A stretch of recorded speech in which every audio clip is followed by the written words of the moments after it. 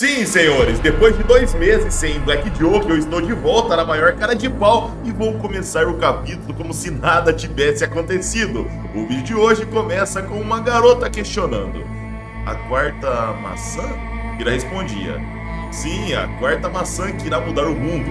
Computador Pomo, o fruto proibido que irá conceber o conhecimento. A cena cortava para a Ilha Neon, mais especificamente para o Hotel Cassino Onsen. A Kari dormia num quarto repleto de ursinhos, mas quando ela abria os olhos de novo, galera, estava numa mata, de ponta cabeça numa árvore. Ela saltava, pousava abaixo e olhava à volta. Ela via uma bainha abaixo, como se tivessem deixado ali para ela. A pegava, mas rapidamente percebia algo. Eram militares que se aproximavam apontando armas. A Kari se escondia e um deles dizia: parada! Não se mexa! Um deles dizia: merda, o que está acontecendo aqui? Por que tem uma mulher numa floresta densa como essa? A Kari nessa hora saltava e uma explosão ecoava de uma armadilha. O militar apontava e começava a disparar. Prontamente o líder dizia: pare! Cessar fogo, não atira! O militar ignorava, continuava atirando e os demais seguiam. Enquanto isso, a Kari desviava de tudo, ela se escondia na mata e um deles questionava: merda, quem que é essa mulher? Ela tá voando? E pra onde ela foi? Nessa hora, a Kari passava por eles. Ela posicionava sua lâmina entre as partes íntimas de um deles e dizia: ei, você com pele de cobre, você ordenou agorinha para que os outros não atirassem, não foi? Então creio que vocês todos estão presos aqui também, certo? O líder respondia: sim, isso mesmo. Por acaso você também? Quando demos por nós, estávamos no meio dessa floresta. A Kari recuava e respondia: explique tudo com detalhes. Como vocês acabaram aqui? A cena cortava para Kodama, comendo abundantemente. Enquanto ele fazia isso, o narrador pontuava: residência de Doji Kodama. O anfitrião percebia algo e dizia: ô Kira, se não for comer, passa pra cá. Ou você vai comer. Kira respondia: que estranho. A Kari está desaparecida desde a noite passada. Eu tinha instalado rastreadores nos principais empregados do Hotel Onsen. Quando verifiquei os registros, notei que ela havia desaparecido de repente. Kodama dizia: não foi isso que eu perguntei. Kira ignorava e continuava divagando. Ou os dispositivos rastreadores estão com mau funcionamento, ou ela está longe demais para ser rastreada. Eu perguntei para o presidente e ele não tem ideia do que aconteceu. Kodama insistia: ei, Kira, eu quero sua comida. Kira questionava: o que foi? Claro. Vai em frente, Kodama. Kodama saltava como um louco, começava a comer, só que de repente, galera, ele sentia algo e desmaiava. Kira via aquilo e questionava: e qual é o problema, Kodama? Por que você tá dormindo assim? Antes de completar sua frase, Kira desmaiava e nos era mostrado fumaça no ambiente e 3 homens mascarados se aproximando. Eles olhavam o ambiente e um deles dizia: ei, esse projeto de gorila aqui vai usar uma Glock? Respondiam: sim, só tem essa arma por aqui, então deve ser pra ele mesmo. Mas esse cara, será que ele é forte o bastante pra ser escolhido? O cara é pequeno, até eu posso matar ele. Enquanto o sequestrador apontava a arma para Kodama, retornávamos para a floresta. Lá, a Kari dizia: pelo que vocês falaram, também não sabem por que acabaram nessa situação. O militar líder dizia: isso, estamos completamente confusos. Estávamos descansando na nossa tenda após os treinos e quando acordamos, havia apenas 3 de nós que estávamos nesta floresta.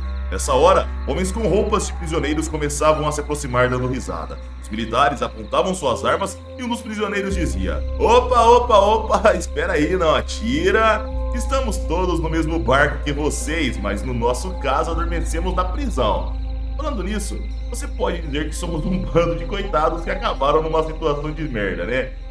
Mas deixa eu falar, eu com certeza e de forma alguma pensaria que teria a honra de me encontrar com uma gostosa como essa num lugar assim, tá? A Kari nessa hora percebia algo e o outro prisioneiro dizia: gatinha, não olha assim, só foi um elogio, não precisa ficar com medo não. A Kari continuava olhando em choque e nessa hora, galera, nos era mostrado o que assustava ela. Um gigante estava na direção deles, a poucos metros. Ele olhava para os humanos e num piscar de olhos, os 2 prisioneiros morriam sem saber o que havia acontecido. Eles caíam fatiados e despedaçados. E o gigante encurtava com um salto e vinha andando na direção dos militares que apontavam suas armas. A Kari ficava em guarda e nessa hora voltávamos para o sequestrador, que simplesmente puxava o gatilho em Kodama que estava desmaiado, mas antes do disparo acontecer, galera, o instinto de Kodama era tamanho que ao ouvir o gatilho prestes a ser puxado, ele desviava mesmo desmaiado.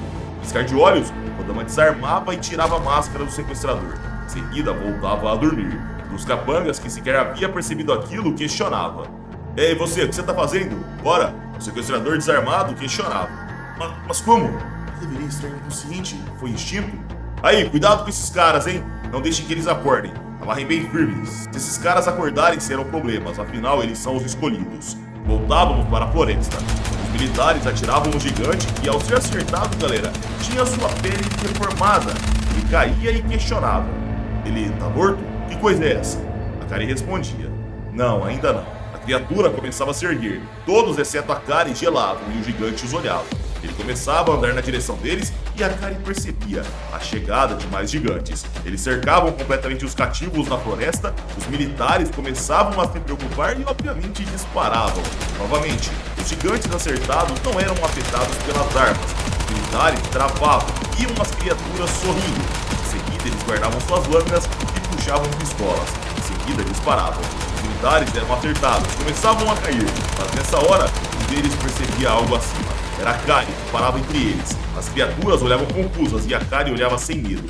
A cena agora cortava para um mordomo, que chegava num homem loiro e dizia: Vossa Majestade Mimir, a batalha dos gigantes das cavernas terminou rapidamente. Mimir dizia: Que vergonha.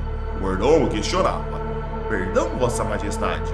Mimir explicava: Erudição recrutando violência para obter um poder maior. E apesar de ganhar fama, a erudição paga o preço. Ela perde sua majestosa fé, tornando-se uma marionete da hipocrisia. As coisas nunca vão de acordo com os desejos humanos. Retornávamos para Kari, que sacava uma submetralhadora e começava a disparar. Enquanto atirava, ela se reposicionava para ficar em segurança. O gigante atacava, mas a Kari saltava, pisava na cabeça de um, mas na mesma hora uma lâmina de um gigante chegava. A Kari desviava a tempo e o gigante ao fundo era acertado. A Kari saltava puxando suas lâminas e passava cortando. Os dois gigantes cortados começavam a se regenerar e, aproveitando a Kari em cima de um deles, ele apontava sua arma e disparava. A Kari saltava para longe e o gigante era acertado. E no ar, a Kari apontava sua submetralhadora. Mas nessa mesma hora, galera, um gigante aparecia atrás. Ele a agarrava e puxava suas roupas. Mesmo nua, a Kari não se abalava. Ela apontava sua arma na cara do gigante, mas abaixo um deles segurava sua perna e a puxava. Em seguida batia contra uma árvore ao lado. A Kari caía desmaiada no chão e os gigantes começavam a se aproximarem. Eles olhavam para as partes íntimas dela e começavam simplesmente, galera, uma tentativa de abusá-la.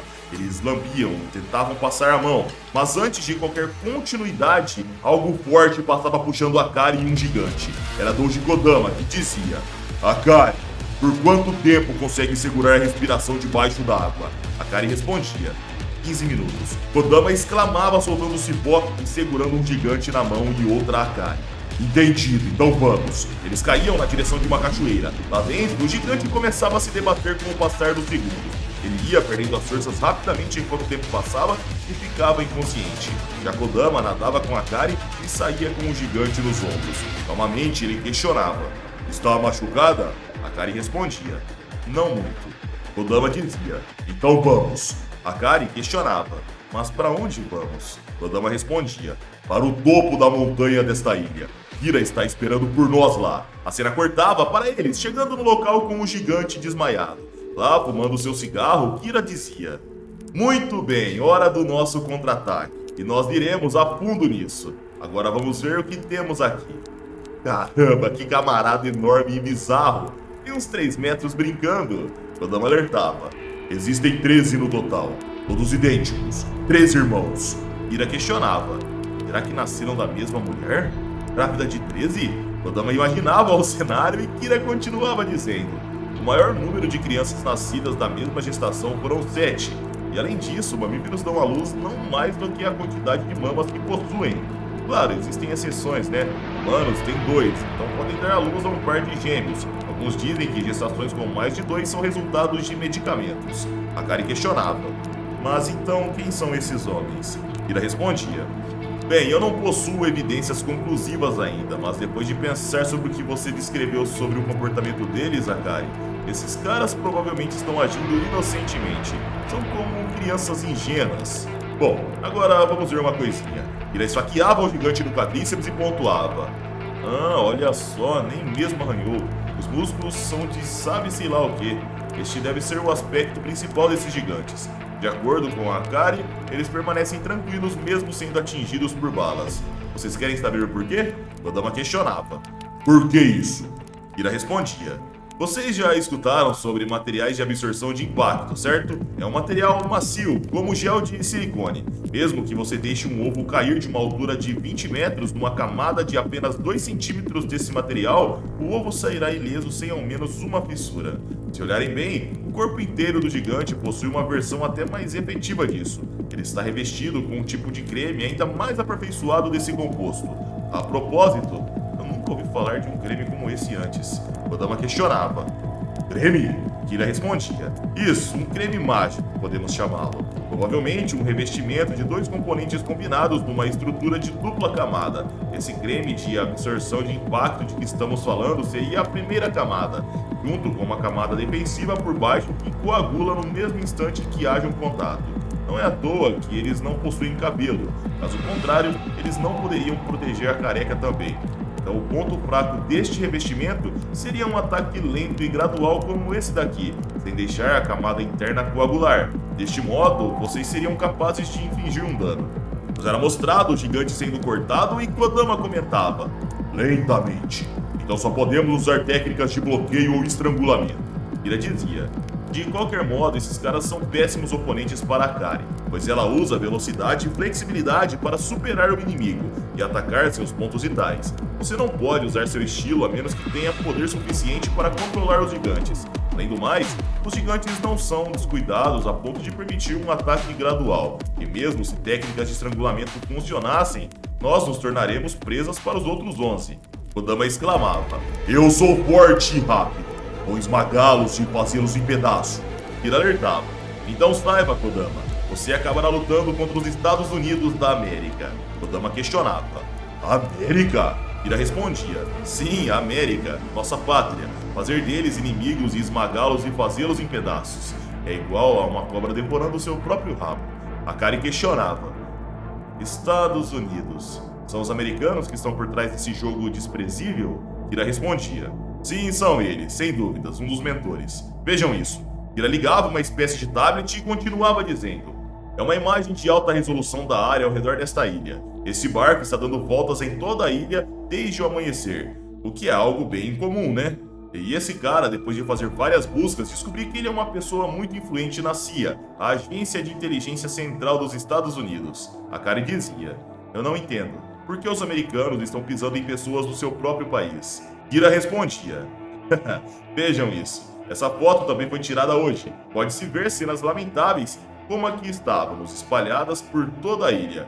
Significa que os cidadãos americanos são apenas algumas das vítimas desse jogo.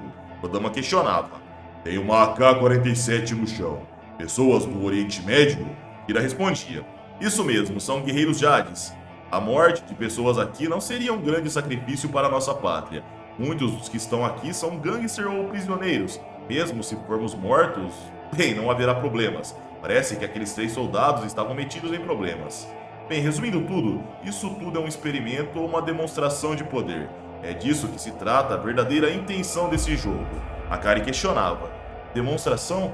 Eles estão comercializando esse creme à prova de balas que você estava falando? Kira respondia. E a inocência dos gigantes. A prova disso é uma câmera escondida. As imagens estão sendo transmitidas, provavelmente para o cara do barco. E se fosse apenas para matar, não haveria razão para vir até aqui. Eles querem confirmar as habilidades de combate da mercadoria.